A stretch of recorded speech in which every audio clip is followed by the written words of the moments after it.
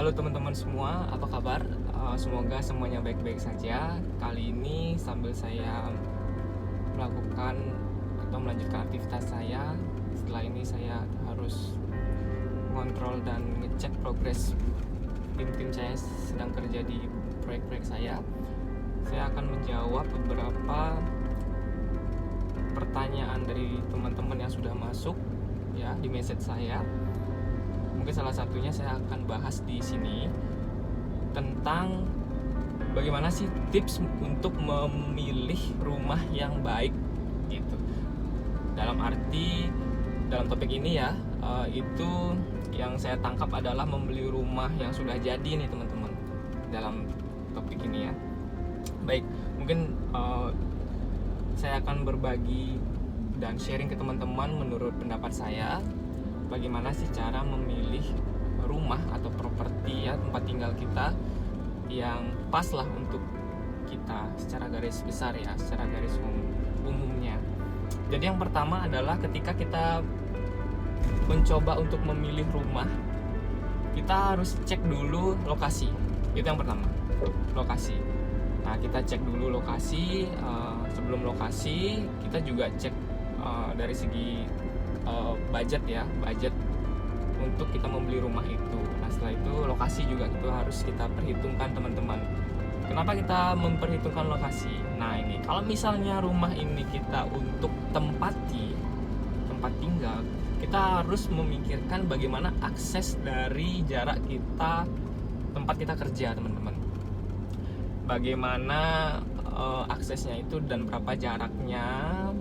Selain itu kita kan memperhitungkan dan memikirkan nih, kalau misalnya jaraknya sekian dari tempat kerja bagaimana. Teman-teman yang tahu itu kondisi orang kan beda-beda. Selain itu juga biasanya secara umum itu harus dilihat juga jarak rumah kita dengan fasilitas umum lainnya, baik itu pasar, swalayan, tempat kesehatan, pusat kesehatan, segala macam itu penting teman-teman ya. Jangan sampai itu luput dari perhatian teman-teman. Itu penting sekali. Nah, selain itu juga bagaimana kondisi lingkungannya, bagaimana kondisi tetangganya. Jadi seperti itu. Gimana sih tetangga di sana? Kita harus survei, kita harus observasi teman-teman. Gimana kondisinya di sana? Apakah nanti kalau misalnya kita tinggal di sana nyaman atau tidak gitu. Itu benar-benar ya. Selain juga kita mempertimbangkan atau memikirkan dari segi desain bangunan, kita harus juga mempertimbangkan kondisi lingkungannya, sehat nggak, bagus nggak, gitu, nyaman nggak. Itu yang penting karena kita tinggal kan bisa dikatakan lama ya. Kalau misalnya kita tinggal di sana kan bagaimana lingkungan terhadap kita, lingkungan terhadap keluarga kita gitu. Itu harus dipertimbangkan dan diperhitungkan teman-teman. Baik lingkungan secara mikro maupun makro ya, itu harus dipertimbangkan teman-teman kalau mau membeli rumah. Terus kalau misalnya kita membeli rumah itu kita juga harus lihat. Nah ini teman-teman, kalau misalnya kasus orang berbeda nih, ada yang membeli rumah di pengembang atau developer, ada juga yang membeli rumah dari orang pribadi.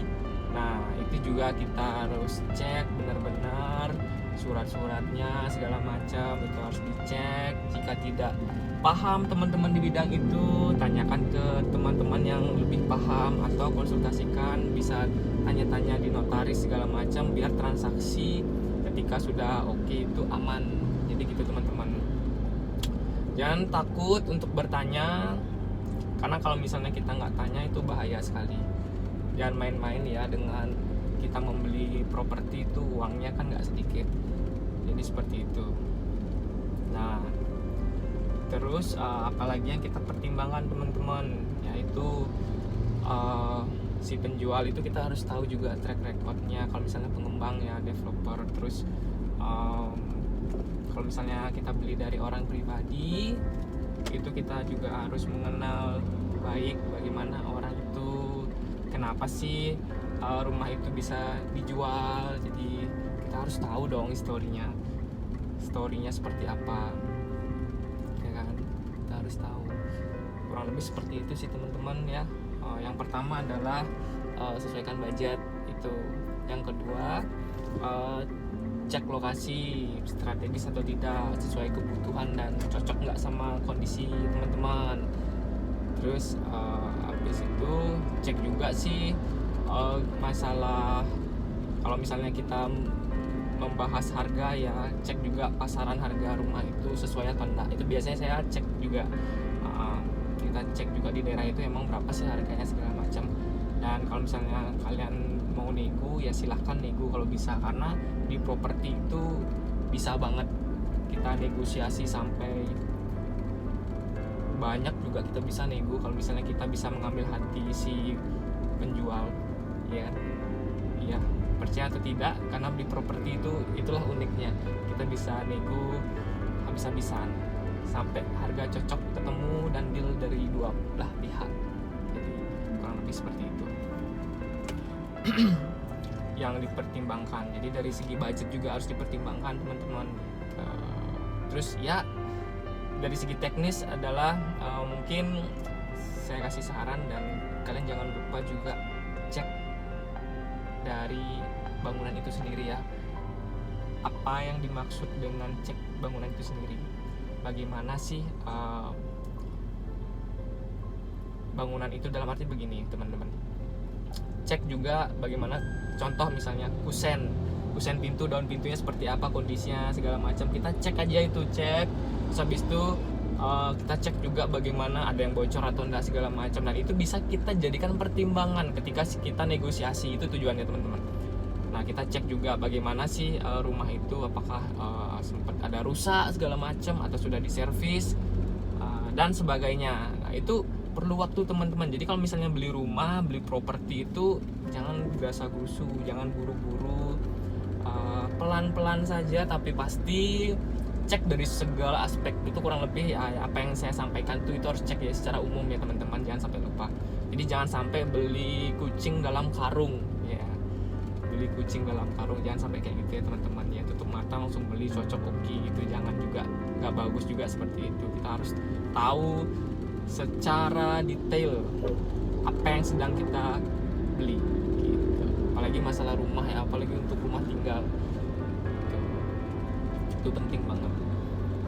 Itu sih kurang lebih teman-teman. Mungkin ada yang mau ditanyakan atau yang memberikan masukan, silahkan nanti langsung saja. Dan ini kita sharing ya teman-teman, berbagi untuk teman-teman agar bisa dijadikan referensi atau lebih menambah wawasan teman-teman. Oke, untuk pembahasan atau topik kali ini itu yang bisa saya sampaikan. Semoga bermanfaat teman-teman. Have a nice day.